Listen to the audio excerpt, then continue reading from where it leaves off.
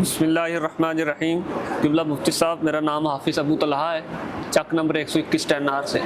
قادیانیوں کے متعلق ہم کچھ سوالات جناب سے کریں گے کہ جو قادیانیوں کی ابتدا کب اور کیسے ہوئی قبلہ؟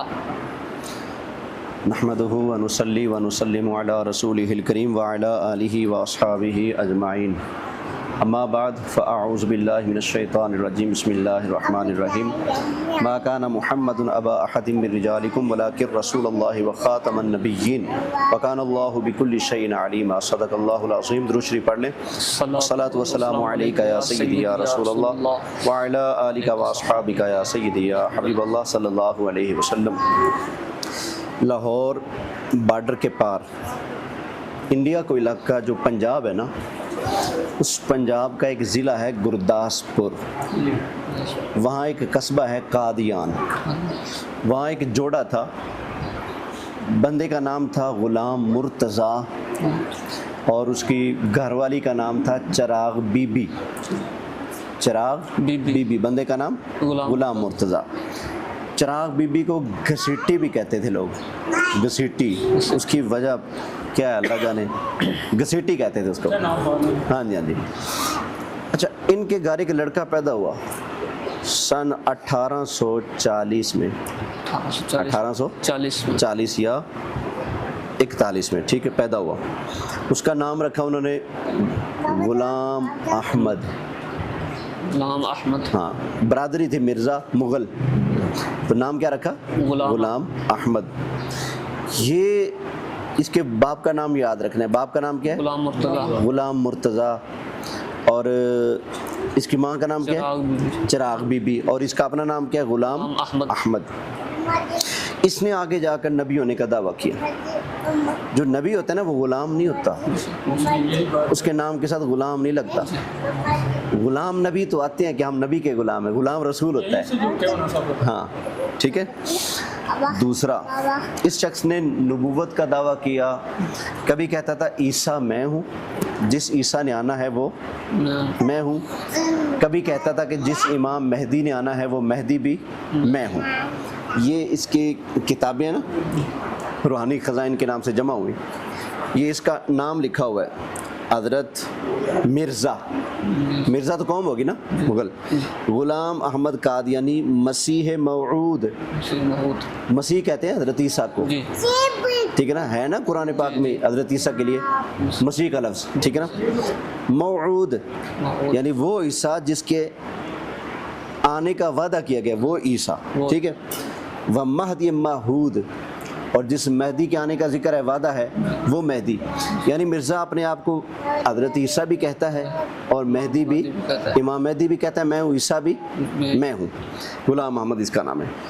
اس نے نبوت کا اعلان کیا، اس نے اعلان کیا کہ میں نبی ہوں، اور کہتا ہے کہ سچا خدا وہ ہے جس نے قادیان میں اپنا رسول بھیجا۔ اب یہاں اس کے دعوے پر تھوڑا سا ہم غور کر لیتے ہیں، ٹھیک ہے؟ بالکل۔ اللہ فرماتا ہے وَلَٰكِن رسول اللہ وخاتم النبیین، نبی پاک علیہ السلام اللہ کے رسول ہیں اور خاتم النبیین ہیں۔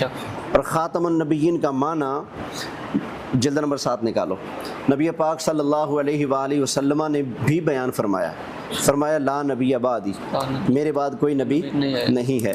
اور اسی بات کو خود اس جھوٹے کذاب مرزا نے بھی اپنی کتاب کے اندر لکھا ہے، ٹھیک ہے۔ اور یہ کہتا ہے کہ نبی پاک صلی اللہ علیہ وآلہ وسلم جو ہیں وہ اللہ کے رسول ہیں۔ یہ اس کی کتاب ہے روحانی خزائن، اور اس کا صفحہ نمبر یہ 200 ہے، ٹھیک ہے، جلد نمبر 7 ہے۔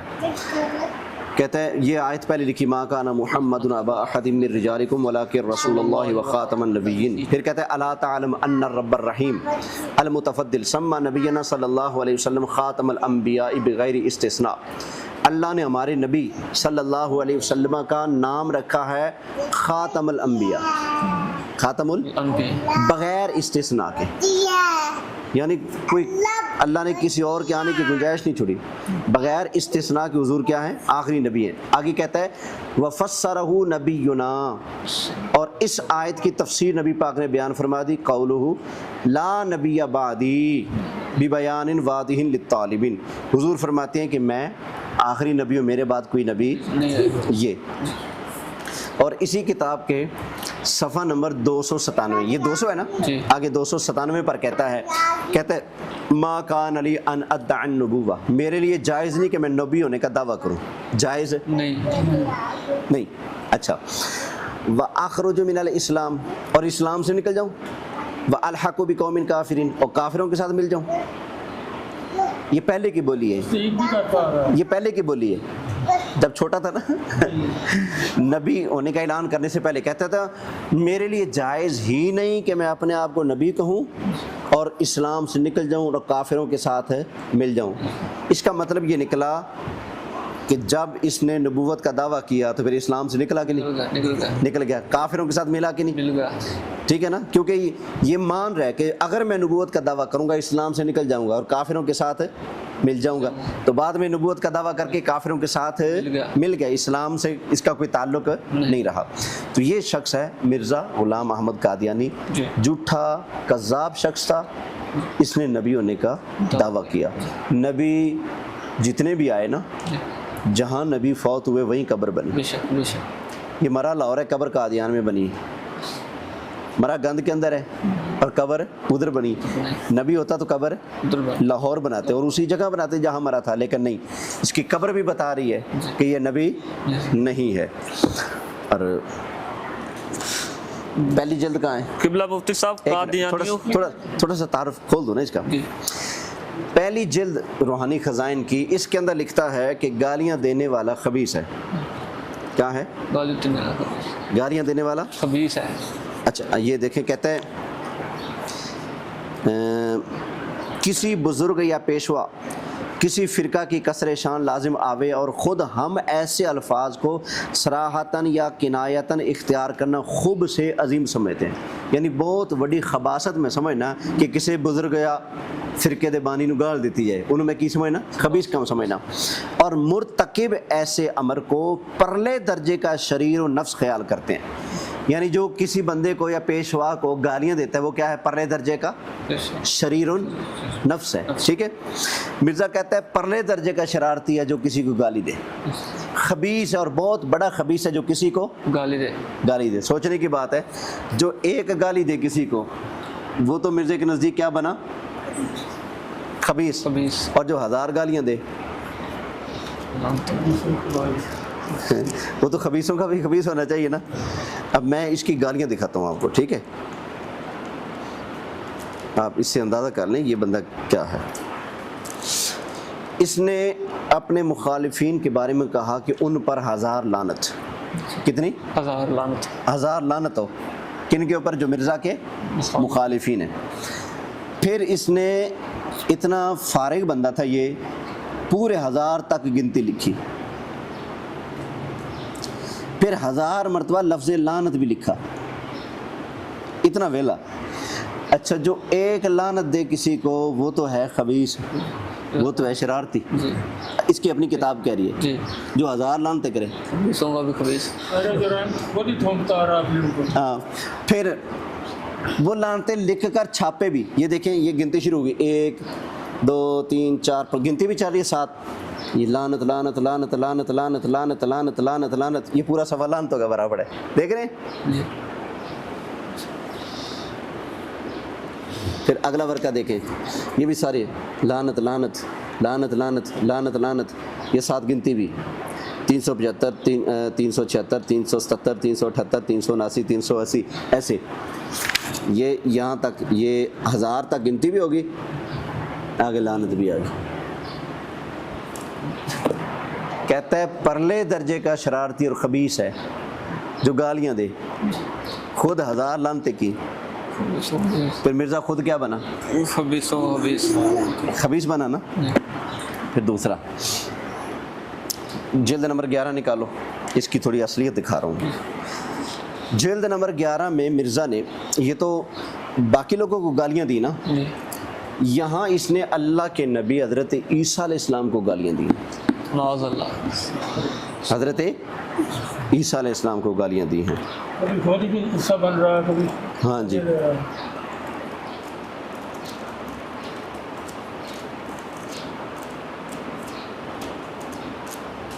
اور جلد کون سی ہے؟ 11 ہے۔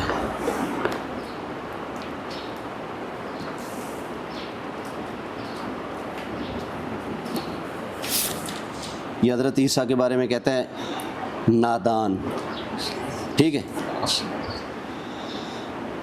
کہتے ہیں جب آپ سے معجزہ مانگا جاتا تو آپ کہتے ہیں کہ حرام کار اور بدکار لوگ مجھ سے معجزہ مانگتے ہیں۔ ایسا تو نہیں ہے، جو معجزہ مانگتے تھے حضرت عیسیٰ دکھاتے تھے، قرآن میں تو وہ لکھا ہے، ٹھیک۔ آگے کہتا ہے آپ کی عقل بہت موٹی تھی، حضرت عیسیٰ کے بارے میں، آپ جاہل عورتوں اور عوام الناس کی طرح مرغی کو بیماری نہیں بلکہ جن کا آسیب خیال کرتے تھے۔ کہتے ہیں آپ کو گالیاں دینے اور بد زبانی کرنے کی اکثر عادت تھی۔ سر ایک منٹ، برطانیہ نا جو عیسائی برطانیہ انہوں نے اس کو زیادہ نا براٹ اپ کیا تھا، تو انہوں نے بھی نہیں اس کے تعریف کی کسی قسم کی؟ ہاں نہیں کی۔ اس نے نا انگریز کو خط لکھا تھا، اس کی کتابوں میں ہے، کہتا ہے کہ تم ہو عیسائی اور تمہارے خلاف میں کتابیں پتہ ہے کیوں لکھتا ہوں؟ ہمارے مسلمانوں کو تمہارے اوپر بہت غصہ ہے۔ اس نے کہا، کہتا ہے میں کتابیں لکھ کے ان کا غصہ ٹھنڈا کرتا ہوں، اگر میں تمہارے خلاف نہ بولوں، ہاں جی ہاں جی، کہتا ہے اگر میں تم عیسائیوں کے خلاف باتیں نہ کروں، کتابیں نہ لکھوں تو یہ مسلمان تو تمہارے اوپر چڑھ دوڑیں گے۔ اصل میں ان کی طرف سے لڑ کے نا تمہیں بچا رہا ہوں تاکہ یہ نہ لڑے تم سے۔ یہ منافقت تھی اس کی۔ حضرت عیسیٰ علیہ السلام کے بارے میں اتنی گالیاں اس نے صفحے بھرے پڑے ہیں۔ اب یہ دیکھنا، کہتا ہے آپ کا خاندان بھی نہایت پاک اور مطہر ہے۔ 3 دادیاں، 3 بعض اوقات بندہ کسی کو مذاق میں نہ اگلے کا مذاق اڑانے کے لیے تو بڑا پاک ہے، بندہ ہوتا ہے ناپاک، اس کو کیا کہہ دیتے ہیں مذاق میں؟ تو بڑا حاجی ہے، تو بڑا پاک ہے۔ یہ حضرت عیسیٰ کا مذاق اڑا رہا ہے ان کے خاندان کا۔ کہتا ہے آپ کے خاندان بھی نہایت پاک اور مطہر ہے۔ 3 دادیاں اور نانیاں آپ کی زنا کار اور کسبی عورتیں تھیں جن کے خون سے آپ کا وجود ظہور پذیر ہوا۔ معاذ اللہ، استغفر اللہ۔ حضرت عیسیٰ کے تو ابا ہی نہیں ہے تو دادی کہاں ہوگی؟ پہ جھوٹا ہوا کہ نہ مرزا؟ عیسائی بھی بہت ہیں، انہوں نے اس قدر مطلب کی ان کی ہاں جی۔ حرمتی ہے۔ پھر یہ جگہ جگہ لکھتے ہیں حضرت عیسیٰ علیہ السلام معاذ اللہ شراب پیتے تھے، شرابی تھے معاذ اللہ، استغفر اللہ۔ بڑی اس کی گستاخیاں ہیں، ٹھیک ہے جی۔ اب یہاں غور کرنا ہے، نبی پاک علیہ السلام نے فرمایا ہے کہ قیامت سے پہلے حضرت عیسیٰ آئیں گے۔ اس نے داغ لگایا مسلمانوں کو، کہتا ہے جس عیسیٰ کے آنے کا ذکر ہے نا وہ میں ہوں۔ وہ عیسیٰ فوت ہو گئے، کہانی ختم ہوگی، جس عیسیٰ نے آنا ہے وہ میں ہوں۔ لوگوں کے پاس علم ہوتا نہیں، نہ علم سیکھتے دین کا، تو کئی لوگ اس کے جھانسے میں آ گئے، پھنس گئے۔ ہم عوام کو بچانے کے لیے کہتے ہیں حضرت عیسیٰ نے آنا ہے، یہ بات ٹھیک ہے۔ اصلی عیسیٰ اور نقلی عیسیٰ، سچے عیسیٰ اور جھوٹے میں فرق کرنے کے لیے ہمیں حدیثوں کو پڑھنا ہوگا۔ حدیثوں میں نبی کریم علیہ السلام نے حضرت عیسیٰ کی نشانیاں بیان کی ہیں۔ حضور فرماتے ہیں، بخاری کی حدیث ہے، اللہ کی قسم ہے تمہارے درمیان تشریف لائیں گے آسمانوں سے مریم کے بیٹے عیسیٰ۔ کس کے بیٹے؟ مریم کے بیٹے عیسیٰ۔ کہاں سے آئیں گے؟ آسمانوں سے۔ یہ کہاں سے؟ آسمان سے آیا تھا؟ پھر مریم کے بیٹے، یہ کس کا بیٹا ہے؟ چراغ بی بی کا۔ اچھا، حضرت عیسیٰ کے ابا نہیں ہیں، بغیر باپ کے ہیں، قرآن کہتا ہے، اور اس کا باپ غلام مرتضیٰ۔ پتہ چلا یہ عیسیٰ نہیں، جھوٹا ہے، سمجھ آ گئی نا؟ اچھا، حضرت عیسیٰ آئیں گے دمشق میں، نبی پاک کی حدیث ہے، یہ پوری زندگی دمشق گیا نہیں۔ حضرت عیسیٰ آئیں گے ایک مینارے پر، اور قادیانیوں نے اس کے مرنے کے بعد مینارہ بنایا کہ یہ وہ مینارہ ہے جس پر مرزا آیا تھا، سمجھ آ گئی نا؟ پھر یہ کہتا ہے کہ میں امام مہدی ہوں۔ اچھا، نبی پاک نے فرمایا امام مہدی سید ہوں گے، فاطمی ہوں گے، حسنی سید ہوں گے، اور یہ مغل ہے۔ اچھا، حضور علیہ السلام نے فرمایا مہدی کا نام میرے نام پر محمد ہوگا اور اس کا نام غلام احمد ہے۔ نبی پاک علیہ السلام نے فرمایا امام مہدی کے ابا کا نام میرے ابا کے نام پر عبداللہ ہوگا اور اس کے ابے کا نام کیا ہے؟ پھر نشانی ہے.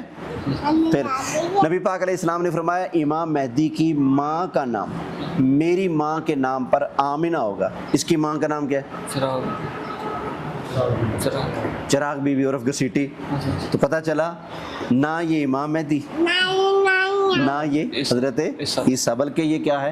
کذاب. نبی کریم صلی اللہ علیہ وسلم کا علم غیب بھی ضرور ہے. بالکل ساری انسانیت بالکل ساری حدیثیں بتا رہی ہیں. اچھا پھر اس مرزا قادیانی کی اپنی کتاب روانی خزائن جلد 5 ہے. اس میں لکھا ہے کہتے ہیں اللہ نے مجھ سے وعدہ کیا کہ تیری عمر 80 سال ہوگی. ٹھیک ہے کتنی؟ 80 سال. پھر اس کو لگا کہ پہلے نہ مر جاؤں. کہتا ہے یا 2-4 سال کم. پھر اس کو لگا کہ شاید 80 سے بھی اوپر گزر جاؤں. پھر کہہ دیا یا 2-4 سال زیادہ. یہ جلد 5 میں حوالہ موجود ہے. ٹھیک ہے دیکھنا چاہیں تو دکھا سکتا ہوں. ہمارا کیمرہ ادھر یار کتابیں پڑھی ہمارے پاس. ٹھیک ہے ثبوت پڑھیں. لے جاؤ یار اس کو یہ کام خراب کر رہی ہے. پکڑو شاباش. خود کہتا ہے کہ میں 1840 میں پیدا ہوا. ٹھیک ہے یا 39 میں. قادیانی کہتے ہیں جی یہ 1935 پیدا ہوا. وہ خود کہتے ہیں میں 1840 میں 40 یا 39 میں پیدا ہوا. ٹھیک ہے مرا ہے 26 مئی 1908 کو. اچھا 40 میں پیدا ہو 1908 میں مر جائے. 50 یہ درمیان والی. ٹھیک 10 یہ 60 8 آگے والے 68 سال بنے نا. تو کہتا تھا اللہ نے مجھ سے وعدہ کیا تیری عمر 80 سال ہوگی. مرا کتنی عمر میں؟ 68 سال. 80 ہوئی 2-4 سال کم ہوئی نہیں بہت زیادہ کم ہوئی. 12 سال کم ہوئی. پھر خود لکھتا ہے میں ایک قبر کے پاس گیا. میں نے قبر والے بزرگ سے مراقبہ کیا اور کہا کہ میری عمر بڑھا. اس نے کہا میں نہیں بڑھاؤں گا. کہتا ہے میں قبر والے سے لڑ پڑا میری عمر بڑھا. اس نے کہا جا تیری عمر 95 سال ہوگی. کتنی سال؟ 95 سال. مرا کتنی عمر میں؟ 68 سال. کہتے ہیں عمر میں ہوگی میری 85 سال. کہیں کہتے ہیں 80 سال کہیں کہتے ہیں 95 سال. مرا 68 سال کی عمر میں. تو سچا یا جھوٹا؟ جھوٹا نکلا. تو یہ شخص اعلیٰ درجے کا جھوٹا تھا. یہ سارے جھوٹ اس کی کتابوں میں موجود ہیں. کہیں کہتا ہے کہ توبہ توبہ توبہ توبہ توبہ میری مجال میں نبی کتھوں اب بیڑا غرق ہوئے میں نبی ہے میں نبی نہیں ہوں. کہیں یہ کہتا ہے. اور کہیں کہتا ہے سچا خدا وہ ہے جس نے قادیان میں رسول بھیجا. کہتے ہیں اللہ نے مجھ پر وحی اتاری ہے اور وحی مجھ پر ایسے آئی ہے جیسے بارش آتی ہے. یہ جلد نمبر 22 یہاں پڑھی اس کے اندر حوالے موجود ہیں. کہتے ہیں مجھ پر وحی آئی ایسے جیسے بارش آتی ہے. تو یہ مرزا کا سادہ سا خلاصہ ہے. نبیوں کو گالیاں دیتا ہے اور اس نے اپنی کتاب میں لکھا ہے کہ ایک دن میں 60 نبی جھوٹے نکلے معاذ اللہ. یعنی نبیوں نے کوئی پیشین گوئی کی لیکن وہ پوری نہیں ہوئی. نبی نکلے جھوٹے. بادشاہ نے ان کو قتل کروا دیا. جھوٹا نبی ہوتا ہے؟ جھوٹا قادیانی ہے. جو نبی ہے وہ جھوٹا جو جھوٹا ہے وہ نبی نہیں ہوتا. جو نبی ہے وہ جھوٹا نہیں ہو سکتا. اللہ اکبر. جی کیا سوال تھا؟ جی مفتی صاحب قادیانیوں کے ساتھ جو تعلق رکھتے ہیں ان کے ساتھ تعلق رکھنا کیسا ہے؟ قادیانیوں کے ساتھ تعلق رکھنا بالکل جائز نہیں ہے. ٹھیک ہے. اور جو مسلمان قادیانیوں سے محبت برا تعلقات رکھتے ہیں کہ ہمارے عزیز ہیں ہمارے رشتہ دار ہیں ان کا حیا کرتے ہیں وہ قرآن کے خلاف جا رہے ہیں. اور میزبانی بھی کرتے ہیں. ہاں ان کی میزبانی کرنا ان کے پاس جانا ان کو بلانا رشتہ داری کو دیکھنا وغیرہ وغیرہ. ٹھیک ہے نا. وہ لوگ قرآن کے خلاف چل رہے ہیں. قرآن مجید فرقان حمید میں اللہ کریم سورہ توبہ میں ارشاد فرماتا ہے یا ایھا الذین آمنوا لا تتخذوا آباءکم واخوانکم اولیاء. اے ایمان والو اپنے باپ دادا کو اور اپنے بھائیوں کو اپنا دوست مت رکھو دوست نہ بناؤ. ان استحبوا الکفر علی الایمان. اگر وہ ایمان کے مقابلے میں کفر کی طرف جھکیں تو ان کو دوست نہ بناؤ. تو قادیانی کفر ہے یا اسلام ہے؟ کفر. یہ مسلمان یہ اہل اسلام ہے. قادیانی اہل کفر ہے. تو جو ان کے ساتھ تعلق رکھتا ہے ان کی طرف جھکتا ہے اللہ فرماتا ہے کافروں کی سائڈ لینے والا تمہارا باپ ہو یا تمہارا بھائی ہو ایمان والو تم نے ان کے ساتھ دوستی تعلق نہیں رکھنا. یہ قرآن نے منع کیا ہے. ان کے ساتھ تعلق رکھنا جائز نہیں. اور جو ان سے تعلق رکھتا ہے دوستانہ رکھتا ہے اس سے بھی تعلق رکھنا ہمیں جائز ہے نہیں. نہ قادیانیوں سے نہ ان کے یاروں سے کسی سے تعلق نہیں رکھ سکتے. مفتی صاحب اگر کسی شخص کا اولاد میں سے بیٹا یا بیٹی قادیانی ہو جائے تو وہ اس کے اپنے باپ اس کا مسلمان ہے تو اس کی وراثت یا پراپرٹی کی جائیداد کا حقدار ہے؟ جب وہ اگر کسی مسلمان کا لڑکا بچہ اولاد میں سے کوئی بھی کافر ہو جائے تو وہ اپنے باپ کی وراثت کا حقدار نہیں ہے، نبی کریم علیہ السلام کی حدیث ہے۔ کل یا پرسوں ہم نے درس میں بیان کیا نا وراثت کے مسائل میں، نبی کریم علیہ السلام نے فرمایا کوئی مسلمان کسی کافر کا وارث نہیں ہوتا اور کوئی کافر کسی مسلمان کا وارث نہیں ہو سکتا۔ قادیانی کافر ہیں، کافروں سے بھی بدتر ہیں، یہ مرتد ہیں۔ جی قادیانیوں کے ساتھ تعلق، قادیانیوں کا کہنا ہے کہ حق باؤ کے 12 فرقے ہیں، ان میں سے ہم ایک کے فرقے کی پیروی کرتے ہیں، کیا یہ درست ہے؟ بالفرض ان کی بات اگر ٹھیک ہو کہ ہم تو جی حق باؤ کے ماننے والوں کے 12 فرقے ہیں، ان میں سے ایک فرقے کی ہم پیروی کرتے ہیں۔ نبی کریم علیہ السلام نے اسلام کی پیروی کا کہا، اپنی اور قرآن کی پیروی کا کہا، یا کسی فرقے کی پیروی کا کہا؟ قرآن کی پیروی کا، قرآن و سنت کی پیروی کا کہا۔ تو ان کا یہ دعویٰ بھی بتا رہا ہے کہ انہوں نے چھوڑو، وہی نا، ان کا دعویٰ بھی بتا رہا ہے کہ یہ فرقے ہیں، ان کو چھوڑو، قرآن و سنت پہ آ جاؤ۔ دوسرا، پہلے نمبر پہ بتایا جائے کہ حضرت سلطان باہو کے ماننے والوں کے فرقے ہیں، کون سے فرقے ہیں؟ کوئی فرقہ نہیں ہے، وہ تو اہل سنت ہے ان کے ماننے والے، ٹھیک ہے، کوئی فرقے نہیں۔ پھر فرقے بتائے جائیں، پھر 12 گنوائے جائیں، پھر ہمیں تاریخ سے ثابت کیا جائے کہ وہ 12 ہیں، ان میں سے ایک یہ ہے۔ یہ کوئی حضرت سلطان باہو کے ماننے والے نہیں ہیں، یہ مرزا قادیانی کذاب کے ماننے والے ہیں، قادیانی۔ جی مفتی صاحب، قادیانیوں کی سزا اور ان کے ساتھ محبت کرنے والوں کی، پرتاؤ کرنے والے کی اسلام میں کیا سزا ہے؟ اسلام میں قادیانیوں کی سزا، اس کا مطلب یہ مرتد ہونا۔ مرتد، قادیانی کیا ہیں؟ مرتد ہیں۔ جو شخص کلمہ پڑھ کر ختم نبوت کا انکار کرے، انبیاء کی گستاخیاں کرے، وہ ہوتا ہے مرتد۔ اور مرتد کی سزا یہ ہے کہ اسلامی اسٹیٹ کا سربراہ حاکم وقت مرتد کو پکڑے، 3 دن اس کو جیل میں رکھے اور اسے کہے کہ کوئی اعتراض ہے تو بتا، کوئی سوال ہے تو کر، تجھے جواب ملے گا۔ علماء کو سامنے بٹھائے، اس کے اعتراض سنو، اس کو جواب دو۔ 3 دن علماء اس کو سمجھائیں، اسلام اس کے اوپر پیش کریں۔ اگر وہ واپس آ جاتا ہے نبی کریم علیہ السلام کے دامن میں، دامن رحمت سے وابستہ ہو جاتا ہے تو ٹھیک، لیکن اگر وہ نبی کریم علیہ السلام کے دین سے منہ موڑتا ہے اور کہتا ہے جی میں فلانے نو نبی مندہ، میں فلانے کا امتی ہوں، فلاں ہوں، فلاں سے مجھے یہ ہے وہ ہے، تو پھر اس کو حاکم وقت قتل کر دے گا۔ کسی مرتد کی سزا، جو مرتد کی سزا ہے وہی قادیانی کی سزا ہے، کیونکہ یہ مرتد ہیں۔ اگر حاکم وقت قتل نہ کرے تو عوام کو چاہیے کہ ایسے لوگوں کے ساتھ بائیکاٹ رکھیں، عوام از خود ان کو قتل نہ کرے، قانون ہاتھ میں نہ لے، کیونکہ یہ قانون کو نافذ کرنا حکومت وقت کا کام ہے، ٹھیک ہے، عوام کا کام۔ یہاں کوئی بندہ چوری کرتا پکڑا جائے، ہم اس کا ہاتھ نہیں کاٹ سکتے، ٹھیک ہے، ہاں ہم قانون کی مدد کر سکتے ہیں کہ پکڑ کر اس کو ان کے سپرد کر دیں، ٹھیک ہے۔ تو ایسے ہی معاملہ یہاں ہے، سزا ہم نافذ کسی بھی نہیں کر سکتے۔ مفتی صاحب، ایک اہل علم ہو، حافظ قرآن بھی ہو، اس کو پتہ چل جائے وہ بائی کاٹ بھی مرتد سے کر دے، پھر بعد میں رشتہ داروں کی مجبوری کی وجہ سے قرآن سے، علماء کرام سے اس کی نرمی کی گنجائشیں ڈھونڈتا پھرے، پیر سے کوئی گنجائش مل جائے، ہم اسے ملتے رہیں۔ یہ دیکھیں نا، شریعت نے جو حد لگا دی ہے اس حد کے اندر رہنا ضروری ہے۔ وَمَن يَتَعَدَّ حُدُودَ اللَّهِ فَلَا تَعْتَدُوهَا، ٹھیک ہے نا، اللہ نے حدیں مقرر کی ہیں، فرمایا تلک حدود اللہ، یہ اللہ کی حدیں ہیں، تو حدوں سے آگے نہ بڑھو، حدیں کراس کرنے سے اللہ نے منع کیا ہے۔ تو جب ایک حد لگ چکی ہے تو پھر بہانے ڈھونڈنا، موقع ڈھونڈنا کہ مجھے کہیں سے بچ نکلنے کا موقع مل جائے، یہ اصل میں دین سے بیزاری ہے، ایسا نہیں کرنا چاہیے۔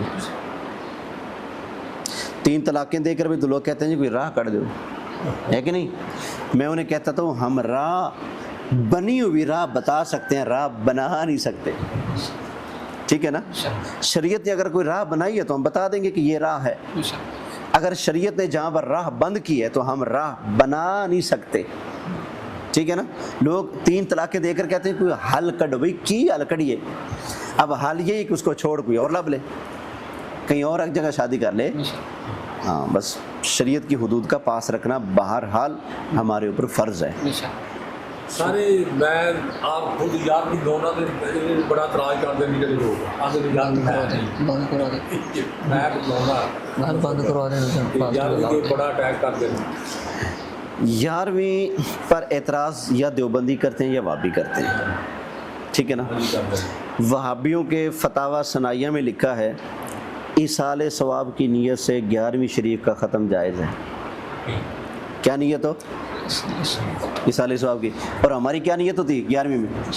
حضرت غوث پاک کو پڑھ کر ایصال ثواب کرنے. تو ایصال ثواب کی نیت سے 11ویں کا ختم جائز ہے. فتاوی ثنائیہ وہابیوں کو اس میں لکھا ہے.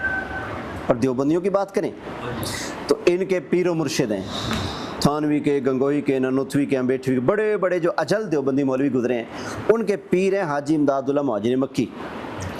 انہوں نے 11ویں شریف کا مسئلہ لکھا اپنی کتاب میں, اور کہتے ہیں میں خود بھی 11ویں پکاتا ہوں, کھاتا ہوں, کھلاتا ہوں.